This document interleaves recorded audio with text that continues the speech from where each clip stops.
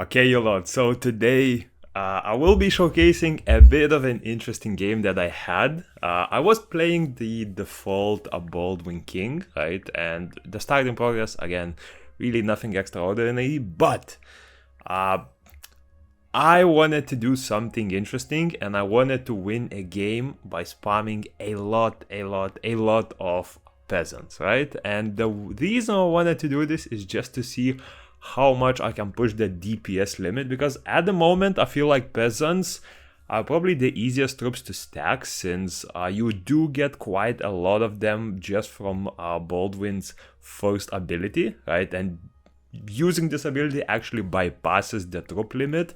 You can go way above the 7 troops that are allowed, or basically like however much you upgrade, right? And yeah, for the start, really nothing extraordinary, right? But my goal was to stack as many troops as possible and try to protect them with a lot of my spells. And yeah, spoiler alert, things got a little bit out of hand. You will see the upgrade coming relatively early on, which allowed me to improve my troops by a lot, right? So for waves, again, I'm trying to stack a few of the easier ones. Usually what I like to do with some of the waves, especially if I see a inevitable wave with wall breakers, is I usually try to combine all of them in once, right? Because wall breakers don't really attack your troops, so this is sort of, even if they all clash into your wall, this is sort of like a free way to like avoid the wave, right, and not lose any of your troops. So yeah, for the second wave, I put it in the middle just so I could recover my troops from the first wave and use them for the third one. But yeah, as you can see, the wall breaker wave is coming at me, right? And honestly, I don't have nowhere near enough troops to actually kill them, right? So I believe I wiped maybe like 1 or 2 of them, right? Because the problem I face with, especially when fighting a lot of wall breakers, is your peasants will sort of just run behind them, hit them once, and then have to chase them again, right? Which is a little bit of a drawback of slower troops, right? But yeah, I managed to kill 3 of them. Really nothing special, right? And I'm trying to pivot a bit more into spell production early on, because I know that especially when playing with Baldwin, I will need a lot of spells in order to protect my peasants, right? Now after this wave, I did get a very important upgrade for my run, and that is receiving all of the spell production buildings super early on, which will allow me to produce a lot of spells moving forward. And now in the shop, this was probably the start which spiraled the big upgrades into my run, and that is Nutritious Fruit Artifact, increasing my unit HP by 20%. And if you have read the title and the thumbnail of this video, you will know that this this is gonna be all about making my peasants absolute beasts for this run, right? Also, I'd say I was pretty lucky with the RNG, because I managed to actually get a vision upgrade, a 5-tile vision upgrade, relatively early into the run. As you can see, I'm just around a week 63 and I already have a 5-tile vision, so this really improved the amount of resources that I can generate early on.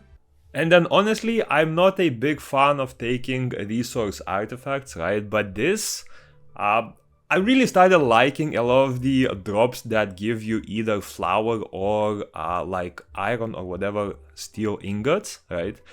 Usually, like especially flour, I don't really use flour in my runs, right? I don't build any buildings, I don't make any like troops using flour. The main thing I use them for is just selling them in the market, right? Because usually by default, the first resource you are gonna sell is most likely gonna be wheat, and in some cases maybe stone. But if you do get an early flour drop or an early iron ingot drop, these do sell for 3 gold each, and this 250 flour, I already know that is gonna generate 750 gold, which will allow me to get a very early vision upgrade all the way to the maximum level, right? Now week 90, unfortunately, I did have a little bit of a problematic wave. There were a lot of enemies and I didn't really have any AoE damage spells, so that pretty much wiped out all of the peasants that I had. But yeah, peasants, again, with 3 buildings, they're pretty easy to cook up, right? And as soon as all of the enemies started attacking my wall, I quickly released all of the troops that I had.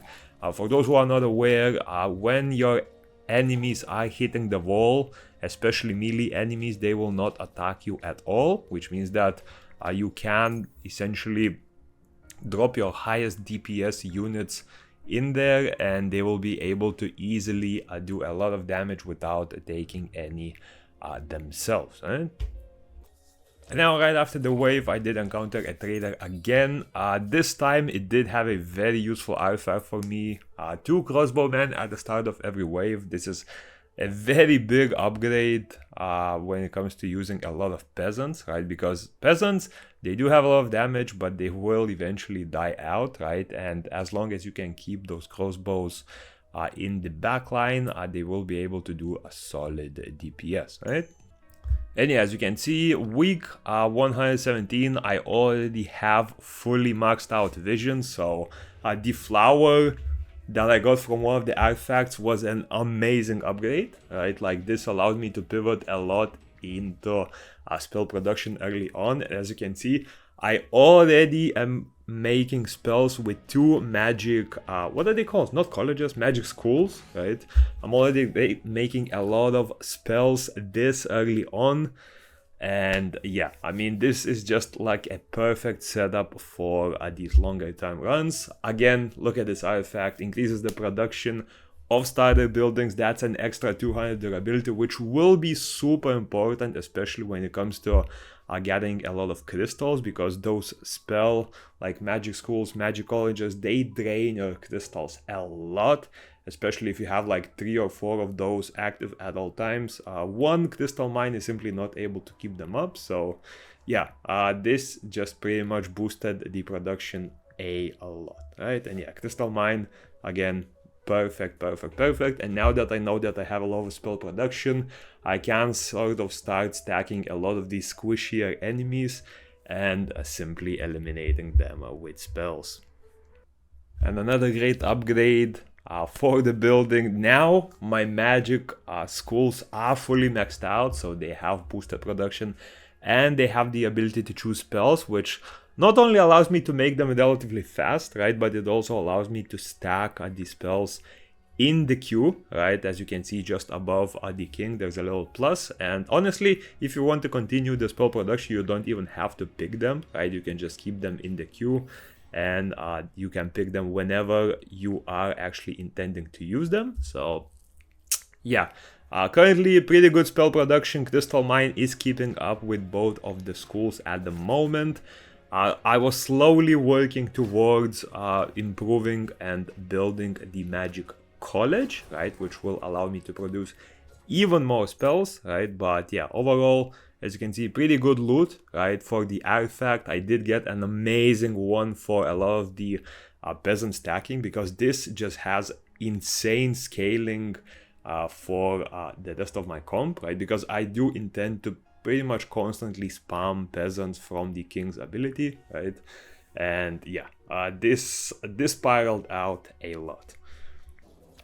Okay, now when it came to the boss fight, right, again, this wasn't exactly too difficult. I did have quite a few good spells prepared. So first I started off with a stun, then I did have 3 immortality spells ready, just to make sure that my troops do not die. And from this point onward, it was pretty easy, right? I mean, I can boost the damage of my troops, I can boost the sustain of my troops, and as you can see, 2 spells later, the boss is pretty much dead, right? Just by the sheer power of the peasant DPS.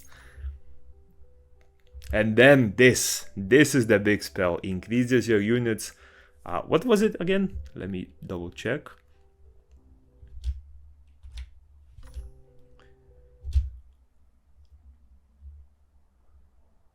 Yeah, increases your units bonus HP by 5 HP each time you use a spell. And yes, you may have guessed it, but my peasants are not gonna be dying, right?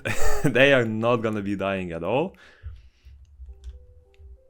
And the simple reason for that is I am gonna be sort of spiraling a lot into spamming a bunch of spells. I'm already spamming quite a few spells, so just building up the backlog of those will be a huge shift, right? And for all of the upgrades, I'm primarily trying to rush grunt upgrades when available, right? So yeah, for waves, again, I'm mostly just trying to stack a lot of the squishier units, because the majority of the damage that I do is gonna be with my spells moving forward, right? So I do try to stack a few waves of like squishier enemies.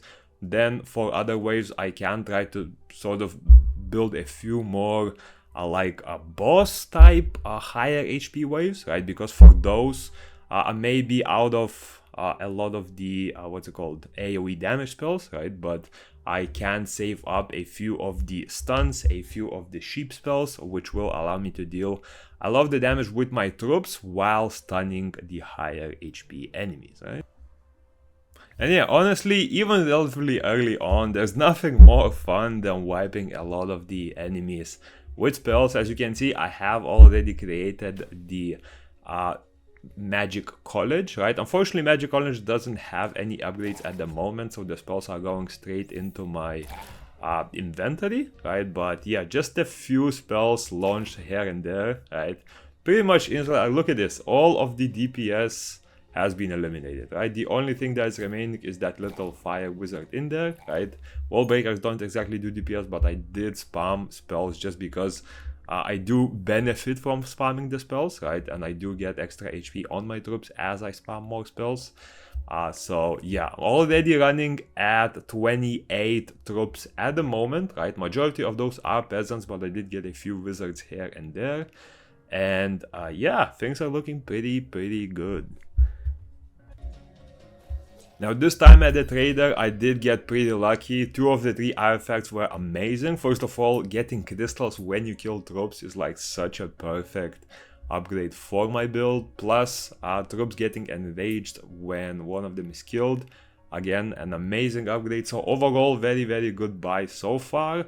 Still had quite a few quite a bit of currency left, so I just picked up some crystals because I know that even with 2 mines, it does get quite difficult upkeeping the spells, especially because I will probably need them in the future. I might have to like stop the crystal production and just focus on like spells and troops, and in that case my vision will not be able to reach the crystal mine at that point. But yeah, overall looking pretty good. 34 troops are building up the limit, trying to avoid them dying at all costs and slowly increasing their HP.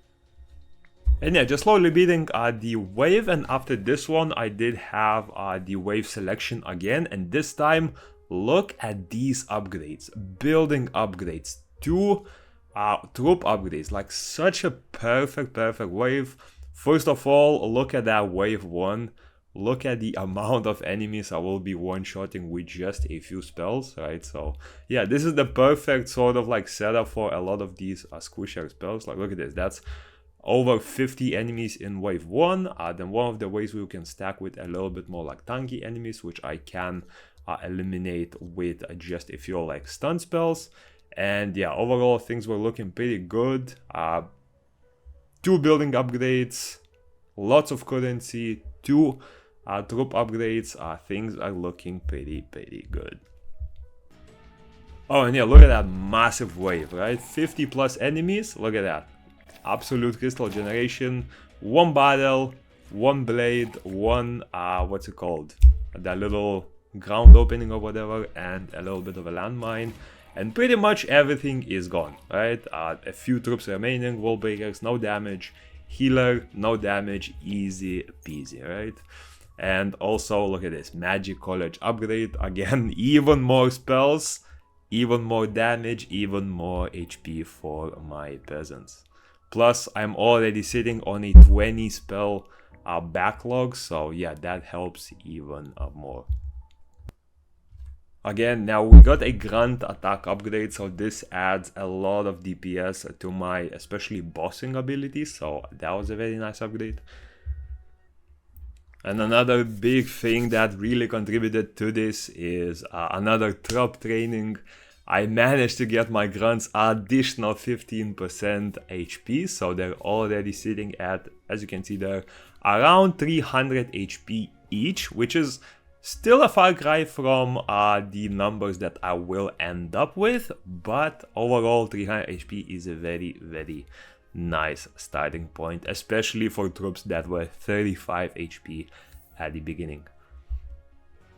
Another round and another really fun experience of dealing with the enemy waves. Again, like, I have to say that I really love when these waves come in a lot of like very low HP enemies, but a big masses of them. Like look at this, one fissure dropped, a meteor dropped, another fissure dropped, and 17 troops in the queue, right? And as you can see, once you start launching the actual attacks, yeah, there's pretty much nothing left. There is like nothing left. One troop, the skeletons ended it.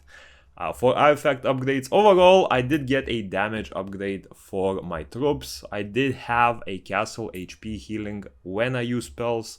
Again, like, my castle HP is not gonna be much of a worry at the moment, especially because I'm trying to prevent them from even reaching my troops. So yeah, overall, as you can see, HP bars looking pretty healthy so far, right? And we're gonna try to push it more.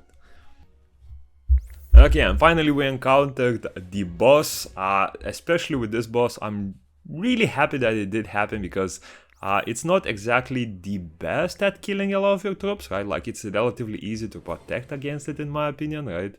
And I do have a lot of spells that can protect some of my troops, right? I do have 2 spells that give invincibility at 1 HP. I do have 2 spells that can lower the chance of getting hit, right? And I still have a pretty big spell catalog to get even more of those going, right? But yeah, overall troop count 49 at the moment, so looking pretty good. Boss loses 1/4 of his HP, he launches the troops, and I instantly just launch a sheep spell back on him, right? Like, as soon as he launches his troops, like, there's really not much he can do, right? I have my troops protected. Whenever he drops and spawns more crabs, I can instantly just sheep him again. I can protect a lot of my troops with some stun spells as well, so yeah, saving a big catalog of sheep spells, as you can see. Easily disabled. It disables him to the point where he actually, by the end of the fight, he moved completely off screen, and I couldn't even like see what he's doing, right? Because the sheeps appear to be walking backwards all the time, and he launched more troops to the right of him, which I don't even see at all, so I'm not even able to do damage to those. But yeah, insane spell spam, plenty of stuns saved up, so no worry about the boss attacking at all. And yeah, pretty much the rest of the fight was off screen because I can't even see anything. Plus, I did forget to switch to my arena building, right? So I didn't even have boosted morale for this one. And look at this. Another big upgrade for my peasants, right? I will be able to get even more HP on them, plus 75 HP on all of the troops that I have launched at the moment. And yeah, making very big gains, plus another 15% on all grunts from the troop upgrade. And yeah, big wave incoming.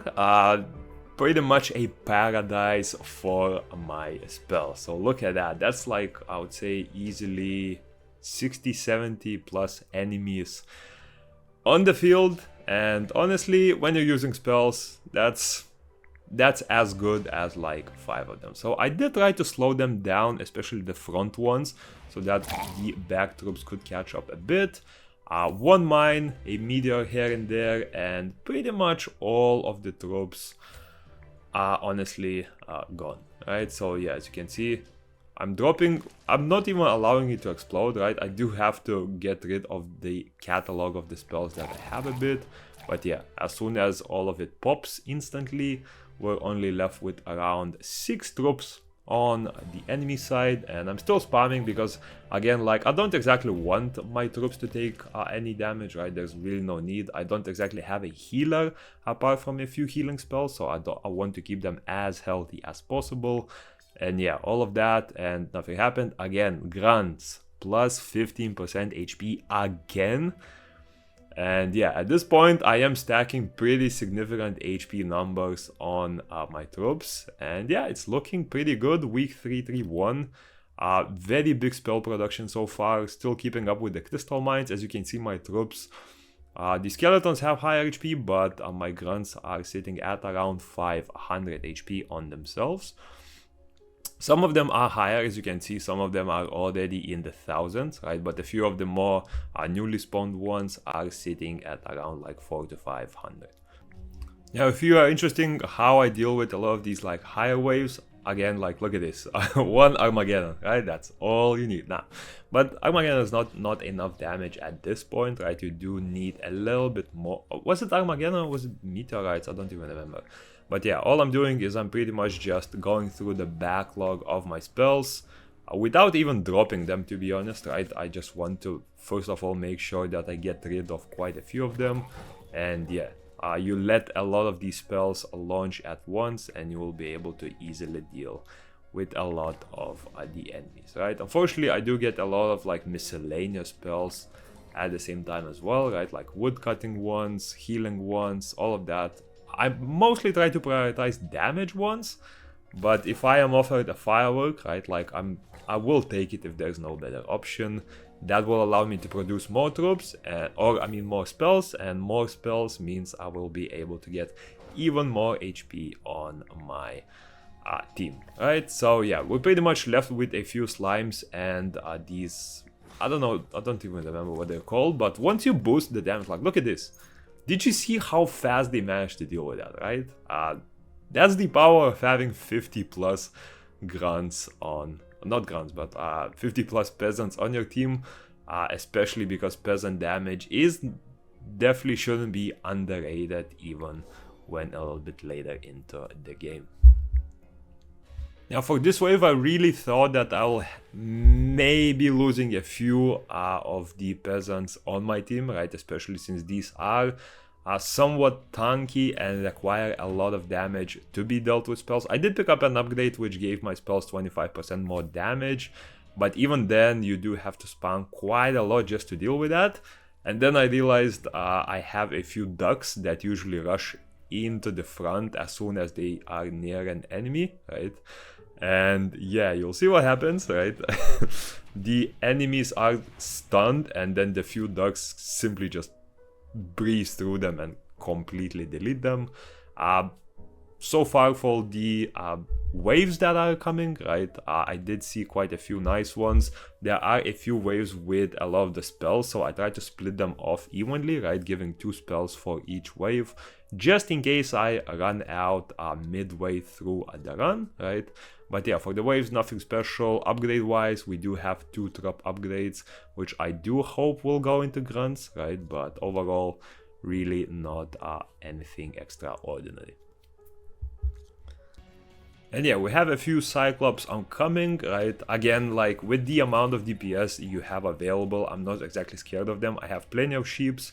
I have the rat spell, which does allow my grunts to do a lot of damage. And yeah, look at this. I turned them into sheep. And they pretty much just one-shot them. And look at this, troop training, grunts, another 15% HP. This is wonderful, right? Like, I tried to reroll for another grunt HP. I did get attack, right? Which is not the worst thing, especially I do have a lot of them. But I was really silently hoping that I could stack even more HP on my grunts. But yeah, even then, 64 troops already. As you can see, HP bars are sitting at around 2,100 for pretty much all of the peasants. Yeah, it's looking good. 2,000 HP. That's more HP than some of the mini bosses on the enemy teams. And I have 60 of these troops, right? So yeah, that's a bit insane. Again, dealing with the waves, right? Nothing too difficult. I did launch skeletons next to the enemies because this allows me to sort of like group them up a bit more. Another rat spell on the enemies, a little stun on the cyclopses, and look at the amount of DPS that you can do with your grunts. Very, very easy, right? And yeah, so far dealing with it pretty easily, spamming spells, gaining even more HP on the peasants. Now, I started spamming spells. Honestly, I thought that my troops will need to deal with these enemies themselves, but I didn't realize how many spells I actually managed to spam on them. Because if you look at it, right, there's still a lot of troops. I was confident that a lot of these smaller troops will be dying, but I did not expect these, I don't know what they're called, statues or whatever, right?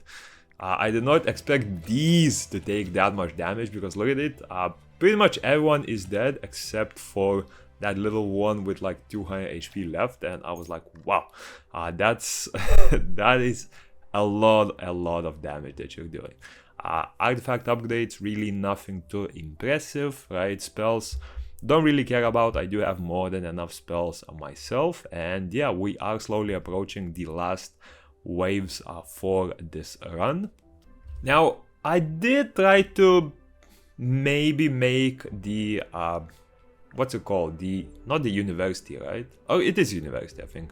The Archmage University happened, right? I tried to maybe make a quick setup for the fuel pump to work, right? So I could produce some legendary spells real quick. But yeah, as you can see, gold is really not an issue. I did have some resources that I can sell. But the oil was a little bit of an issue, right? Especially since I knew that I don't have a lot of time left in this run. So yeah, I tried to make a very efficient sort of like setup just to see if I can produce a few legendary spells here and there. So yeah, I pivoted all on gold and stone production, and then quickly tried to pump out a lot of oil for whatever is left, right? Still stacking crystals, still making a few spells with the magic college, right? And yeah, by the time the second to last wave happened, I already was sitting at around 100 oil, so this was enough technically for me to launch the college, right? The troops that I encountered, very easy, right? First of all, I just tried to stack them all with a scarecrow, which wasn't exactly the best idea, because with these troops, right, as soon as they see an enemy, they sort of scatter around a lot. But I did get quite a few chain lightnings, with pretty much just eliminated them fully, right? So that was pretty cool. Another Archmage University, didn't really need it, since I do have one myself, right? But yeah, shop-wise, nothing too special really. I was mostly just thinking how I could make the university happen, right? As you can see, again, I do have some extra wine, which really isn't that needed at the moment, because again, like, I will have enough wine to finish off the upgrade, but then again, there really isn't much to pick, right? So I'm trying to sort of make a setup for the Archmage University real quick. I realized that I won't need a lot of the extra resources, especially stuff like gold at the moment, so I pretty much left it all on crystals and spell production. And yeah, now we have 4 buildings that produce spells, and we have 2 crystal mines, which will be enough for the final wave. And yeah, we have the final boss approaching. Dropped a little bit of a incineration spell just to get rid of some of the healer mages. At this point, I know there's no more like small enemy waves, so I can pretty much unleash all of the AoE spells that I had, and I slowly started stacking spells that will be a bit more useful for boss fights. So this includes stuns, sheep spells, vrat spells, and all of that. And now look at the amount of DPS you can do with grunts. Look at this. Turn them into sheep, 1 rat spell, pretty much third of the HP bar is gone in like a second, if not less. And yeah, after that, I was looking for a bit more like better spells that could help me out a bit more against boss fight. Even then, honestly, I have an invincibility spell, or rather 7 of them.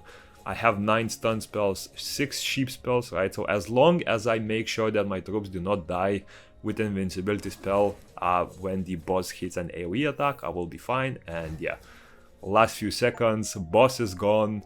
My troops, as you can see, you may have missed it, but yeah, my my grunts have massive HP numbers. As you can see, they're sitting at 46 attack and 2936 HP. That is absolutely insane a number. So yeah, that was pretty good. 3000 HP grunts, pretty good. I tried to check the HP after the run, unfortunately it doesn't show, but yeah, 76 troops, and majority of them have around 3000 HP. That is a setup that is very scary to deal with. But yeah, that's about it. That's it for the super tanky peasant run that I had. Hope you enjoyed, and yeah, peace.